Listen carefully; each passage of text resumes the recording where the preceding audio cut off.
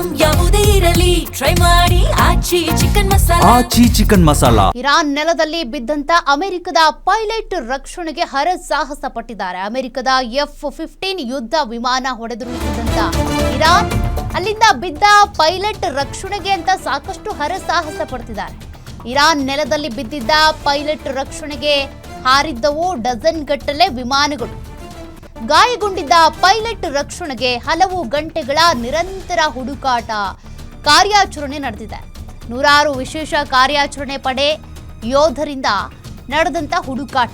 ರಾತ್ರೋರಾತ್ರಿ ಪೈಲಟ್ ಇರುವಿಕೆ ಪತ್ತೆ ಹಚ್ಚಿ ಚಿಕಿತ್ಸೆಗಾಗಿ ಅಮೆರಿಕಾಗೆ ರವಾನೆ ಮಾಡಲಾಗಿದೆ. ಇರಾನ್ ದೇಶದ ಮಧ್ಯ ಭಾಗದವರೆಗೂ ತೆರಳಿ ನಡೆದಂತ ಕಾರ್ಯಾಚರಣೆ ಇದು.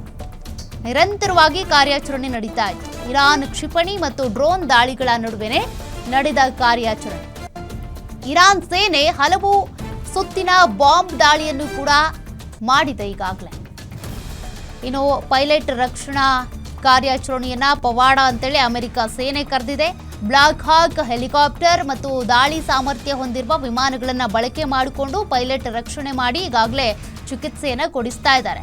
ಆಗಸದ ಮಧ್ಯದಲ್ಲೇ ಇಂಧನ ತುಂಬಿಸುವ ವಿಮಾನ ಮತ್ತು F-35 ಬಳಕೆ ಮಾಡಲಾಗಿದೆ. F-35 ಅಥವಾ F ಸೀರೀಸ್ನ ವಿಮಾನಗಳನ್ನು ಇಲ್ಲಿ ಬಳಕೆ ಮಾಡಿಕೊಳ್ಳೋದ್ರ ಮೂಲಕ ಯುದ್ಧ ಮತ್ತಷ್ಟು ಗಂಭೀರತೆಯನ್ನು ಪಡ್ಕೊಳ್ತಾ ಇದೆ. ಈಗಾಗಲೇ ಅಮೆರಿಕ ಅಧ್ಯಕ್ಷ ಡೊನಾಲ್ಡ್ ಟ್ರಂಪ್ ಕೊಟ್ಟಿದ್ದಂಥ ಆ ಗಡುವು ಕೂಡ ನಾಳೆಗೆ ಮುಗಿದ್ಬಿಡುತ್ತೆ. ಅಷ್ಟರೊಳಗೆ ನೀವು ಶರಣಾಗತಿ ಆಗಬೇಕು ಅಂತ ಇರಾನ್ಗೆ ಎಚ್ಚರಿಕೆ ಕೊಟ್ಟಿದ್ದಾರೆ, ವಾರ್ನ್ ಮಾಡಿದ್ದಾರೆ ಟ್ರಂಪ್. ಹಾಗಂತ ಇರಾನ್ ಶರಣಾಗತಿ ಆಗುತ್ತಾ, ಯುದ್ಧ ನಿಲ್ಲಿಸುತ್ತಾ ಗೊತ್ತಿಲ್ಲ. ಅದು ನಾಳೆ ಗೊತ್ತಾಗುತ್ತೆ. ಪದೇ ಪದೇ ಗಡುವನ್ನು ವಿಸ್ತರಣೆ ಮಾಡ್ತಾನೆ ಇದ್ದಾರೆ ಟ್ರಂಪ್.